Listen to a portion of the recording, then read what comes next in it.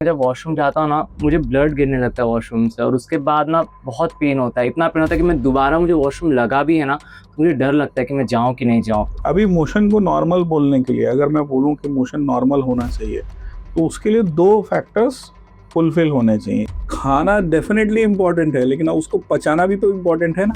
आप ट्रैवल कर रहे हैं, आपकी बॉडी एनर्जी मसल्स ज़्यादा एक्टिव हैं, आपके इंटेस्टाइन ज़्यादा एक्टिव है। आप जो अभी खाएँगे वो पच जाएगा।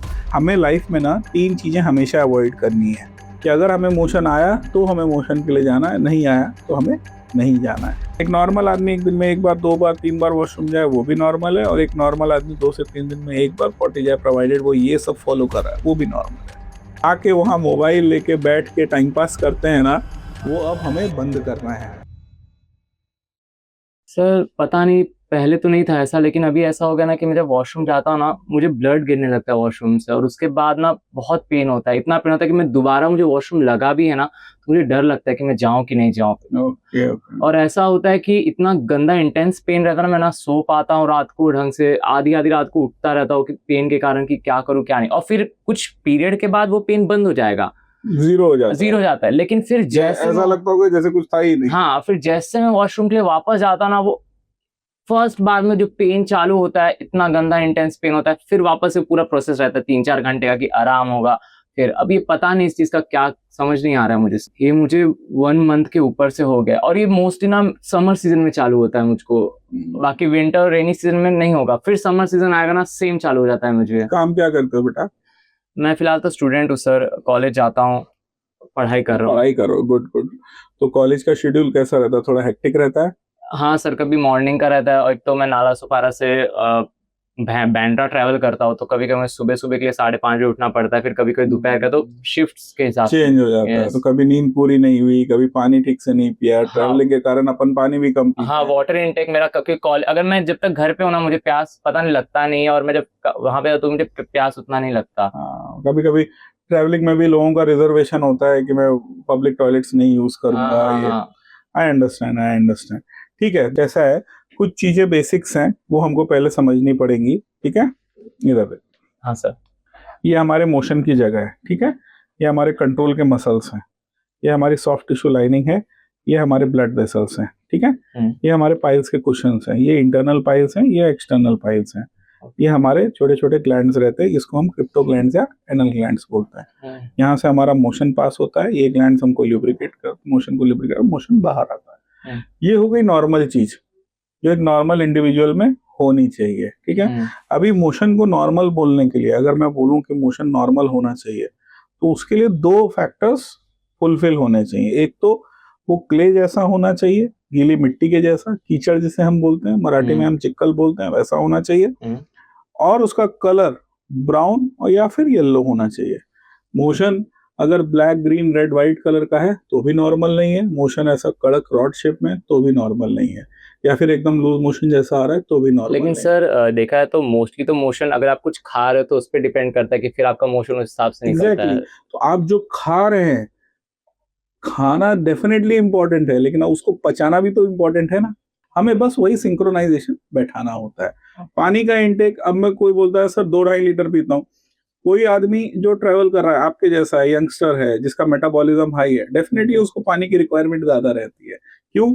आप ट्रैवल कर रहे हैं, आपकी बॉडी एनर्जी मसल्स ज्यादा एक्टिव है, आपके इंटेस्टाइन ज्यादा एक्टिव है। आप जो अभी खाएंगे वो पच जाएगा, लेकिन उसको मेटाबोलाइज करने के लिए, उसको फ्लश आउट करने के लिए वाटर इनटेक उतनी हमें बढ़ानी पड़ती है। अभी कोई आदमी जिम जा रहा है, हुँ, हुँ। समझ रहे हो? यस। जिम जा रहा है, अब जिम जाता है, वहां पे 2 घंटा एक्सरसाइज कर रहा है, तो डेफिनेटली उसका मेटाबॉलिज्म और हाई हो जाएगा, हुँ, उसकी वाटर रिक्वायरमेंट और बढ़ जाएगी। कोई एथलीट है, हुँ, हुँ, समझ रहे हैं आप, वो रनिंग कर रहा है, डेली प्रैक्टिस कर रहा है, डेली उसको 2-2 घंटा लीटर लीटर उसका स्वेट निकलता है, हुँ। बॉडी की रिक्वायरमेंट को सफाइस तो करना पड़ेगा ना, उसको हम नहीं छोड़ सकते। ठीक है, अब एक बात बताओ, तुम्हारा जो मोशन पे ब्लड आ रहा है वो कैसा आ रहा है? मोशन पे लग के आ रहा है या ड्रॉप ड्रॉप आ रहा है? ड्रॉप ड्रॉप भी गिरता है, कभी-कभी मोशन पे लगा भी रहता है। लगा भी रहता है। तो हाँ, देखो कैसा होता है ना, हमें लाइफ में ना 3 चीजें हमेशा अवॉइड करनी है। एक तो कॉन्स्टिपेशन, ओके। ठीक है? कॉन्स्टिपेशन मीन्स हार्ड स्टूल्स, ठीक है? कई बार इसको लोग कंफ्यूज करते हैं कि पेट साफ नहीं हुआ, कई बार लोग कंफ्यूज करते हैं कि आज मोशन ठीक से नहीं हुआ, आज दिन में 2 बार जाना पड़ा, पेट हल्का नहीं लग रहा है। डेफिनेटली वो, क्योंकि वो इसका ट्रिगर ये होता है, जो मोशन की कंसिस्टेंसी है उसको हम डिफाइन करते हैं, whether it is a constipated stool और whether it is not a constipated stool. Okay. First thing, ठीक। दूसरी चीज, हमें कैसे स्ट्रेनिंग अवॉइड करनी चाहिए, ठीक है। स्ट्रेनिंग मतलब मोशन के टाइम पे जोर लगाना, ठीक है। अभी आपके जैसे बहुत सारे स्टूडेंट्स और वर्किंग प्रोफेशनल्स हैं जो एक स्टेशन से दूसरे स्टेशन ट्रेवल करते हैं। उनको कैसा होता है कि कहीं हमको प्रेशर ना आ जाए रास्ते में, या लोकल में हमें कहीं मोशन ना आ जाए तो हमको मिलेगा नहीं। तो कई बार क्या करते हैं, कई पेशेंट्स जल्दी उठ के मोशन की जगह पे जोर लगाते हैं ताकि पॉटी इवैक्यूएट हो जाए, ठीक है। तो वो भी ठीक नहीं है, ठीक है।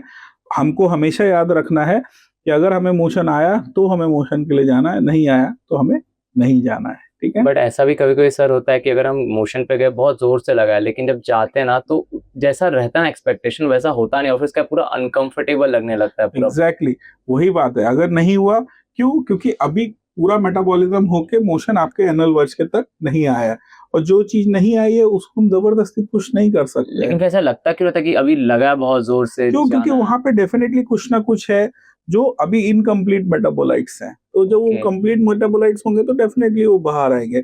अभी आप एक बात बताइए, आप कभी कभी यूरिन के लिए जाते हैं, इतना इंटेंस प्रेशर आता है, आप वहां जाते हैं, यूरिन करते हैं, जितना यूरिन होता है उतने यूरिन करके बाहर आते हैं। आप जबरदस्ती वहां खड़े नहीं रहते ना, हाँ। या जबरदस्ती प्रेशराइज नहीं करते ना नहीं नहीं। कि हमको और यूरिन आए, यो और यूरिन आए, और ऐसा नहीं।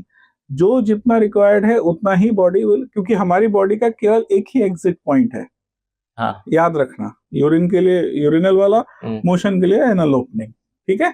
तो पॉइंट ये याद रखिए इस बात को कि ये हमारा एग्जिट पॉइंट है।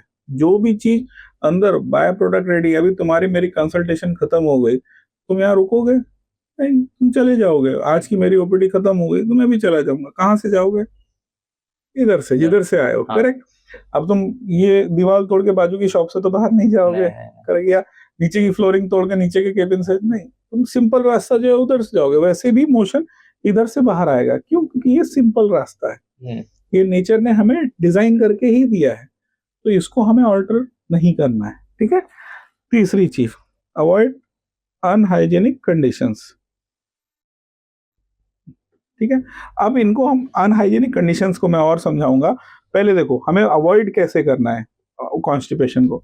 खूब सारा पानी पीना है और खूब सारा फ्रूट्स खाना है। जैसे मैंने बोला फ्रूट्स, जैसे मैंने बोला कि पानी बहुत इंपॉर्टेंट पार्ट है, इन बीमारियों से बचने का बहुत इंपॉर्टेंट इंटीग्रल पार्ट है। पानी मिनिमम एक इंसान को 2 से 2.5 लीटर पीना चाहिए। ये एक नॉर्मल एवरेज हाइट पर्सन का, एवरेज वेट वाले पर्सन का।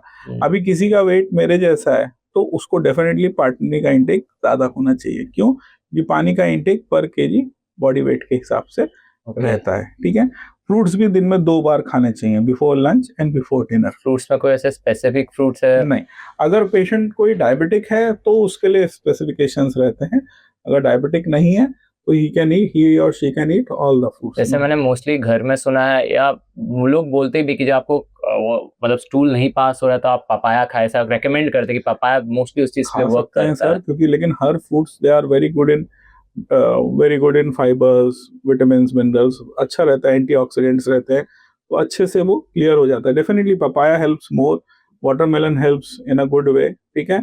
लेकिन हाँ, आपको वो चीजें जरूर खानी है जो चीजें आपको सूट करती हैं। कई बार होता है, अभी जैसे पेशेंट्स मेरे साथ आते हैं, पूछते हैं मेरे से कि सर मैं एप्पल खा सकता हूँ क्या? मैं पूछता हूँ क्यों, एप्पल में क्या प्रॉब्लम है? बोले नहीं, एप्पल खाते हैं तो कॉन्स्टिपेशन होता है। ऑनेस्टली स्पीकिंग, मैं दिन में 2 एप्पल खाता हूँ और मुझे कॉन्स्टिपेशन नहीं होता है। तो वो कैसा है, कई कई कुछ चीजें ऐसी होती हैं अविनाश, जो चीजें एक्चुअली परसिस्ट नहीं करती हैं, लेकिन वो कभी कभी मिथ जैसी होती हैं। तो भाई, मैं तो, मेरे घर में सब, मेरी बेटी अच्छे से एप्पल खाती है, उसे कॉन्स्टिपेशन नहीं होता है। टचवुड, एवरीथिंग गोज वेल, ऐसा नहीं है। आपको जो सूट करता है, अभी किसी किसी को काकड़ी खा के एसिडिटी होने लगती है। काकड़ी, कुकुम्बर समझते हैं? सेम मेरा बीटरूट के साथ होता है, बीटरूट खाता मुझे एसिडिटी हो गई थी बहुत। तो अभी उल्टा काकड़ी इज सेड टू बी कि एसिडिटी को कम करने के लिए, क्योंकि उसमें वाटर कंटेंट बहुत हाई रहता है। अच्छा। तो फिर वो इंडिविजुअल टू इंडिविजुअल वेरी करता है। आई एम नॉट सेइंग कि वो वेरी नहीं करता, सबको वेरी करता है। किसी किसी को केला खाया पेट साफ हो गया, किसी किसी को केला खाया तो मोशन हार्ड हो गया, ऐसा भी हुआ है। तो वो चीज जो है वो पर्सन स्पेसिफिक है, उसमें आपको हम थंब रूल नहीं दे सकते। अच्छा, तो मतलब इसमें कोई ऐसा स्पेसिफिकेशंस नहीं है फ्रूट्स को हाँ, लेके, आप आपको सूट कुछ भी करता है तो खाइए आप ऐसा। खाइए, आपको पाइनएप्पल सूट करता है पाइनएप्पल खाइए, मैंगो सूट करता है मैंगो खाइए, सीजनल फ्रूट्स खाएंगे तो ज्यादा अच्छा है, क्यों? क्योंकि उनकी अवेलेबिलिटी भी अच्छे से रहती है और नेचुरल उतनी ही ऑर्गेनिक मिल सकते हैं वो आपको। हाँ, ठीक है, अब सर्दी के महीने में अगर आम हम ढूंढेंगे तो डेफिनेटली वो ऑर्गेनिक नहीं रहेगा, ऐसा है। ठीक है, हम्म, स्ट्रेनिंग नहीं करना। एक नॉर्मल आदमी एक दिन में एक बार, दो बार, तीन बार वॉशरूम जाए वो भी नॉर्मल है, और एक नॉर्मल आदमी 2 से 3 दिन में एक बार पॉटी जाए, प्रोवाइडेड वो ये सब फॉलो कर रहा है, वो भी नॉर्मल है। हम हाँ, जो जाके वहां मोबाइल लेके बैठ के टाइम पास करते हैं ना, वो अब हमें बंद करना है। हमारी साइकोलॉजी जो हो गई है, इमोशन होगा तभी हमारा दिन चालू होगा, वो एक गलत साइकोलॉजी है, उसको हमें ब्रेक करना है। ठीक है, क्यों? क्योंकि जैसे मैंने कहा, अगर आप हमारा जीआई सिस्टम देखते हैं, हम्म, ये हमारा एंट्री पॉइंट, ये हमारा एग्जिट पॉइंट, इसकी लंबाई कितनी होती है अविनाश? कुछ डायमीटर सेंटीमीटर से रहता है नहीं, काउंट। ऑलमोस्ट 25 फीट रहती है, 25 फीट। 25 फीट। आप कुछ खाना खाएंगे, पेट में आएगा, शरीर में लगेगा, इधर जाएंगे स्मॉल इंटेस्टाइन में मेटाबोलाइज होगा, यानी पचन क्रिया होगी, ये शरीर में लग के इधर से होता हुआ लार्ज इंटेस्टाइन में मोशन की शेप लेके इधर से बाहर निकलता है। ये मोटा माटी मैंने आपको एक रफ एस्टिमेशन बताया है, जो इस तरीके से रहता है। ठीक है, आपने क्या खाया है वो यहाँ से यहाँ आता है, यहाँ की मसल्स उसे हेल्प करती हैं नीचे आगे प्रोपेल करने के लिए, यानी पेरिस्टालसिस वेव बोलते हैं। ये इसको धीरे धीरे धीरे आगे ले जाता है और यहाँ से इसको एग्जिट आउट कराता है। ठीक है, अब अगर मान लीजिए बाय एनी चांस एग्जांपल के तौर पे किसी ने हाई प्रोटीन डाइट ले रखी है, ठीक है, तो हम proteins are always, they always take time to metabolise, digest होते हैं बट उनको टाइम उतना ही लगता है। ठीक है, क्यों? क्योंकि जैसे मैंने बोला कि अगर अभी हार्डकोर जिमर्स रहते हैं, एथलीट्स, दे उनके फूड में प्रोटीन इंटेक बहुत हाई रहता है। क्यों बहुत हाई रहता है? क्यों? क्योंकि उनको उतना मसल बल्क बढ़ाना होता है। क्यों? और उसको मेटाबोलाइज करने के लिए उतना ही टाइम लगता है। That's why they do lot of gymming and all. क्यों? क्योंकि उनको पता है जिमिंग करके उसका मेटाबॉलिज्म हो जाएगा, अगले दिन फिर वो उतना ही प्रोटीन इंटेक लेने के लिए रेडी रहेंगे। ठीक है, तो जब यहाँ पे मेटाबॉलिज्म होगा इस स्टेज पे तो आगे बढ़ता है।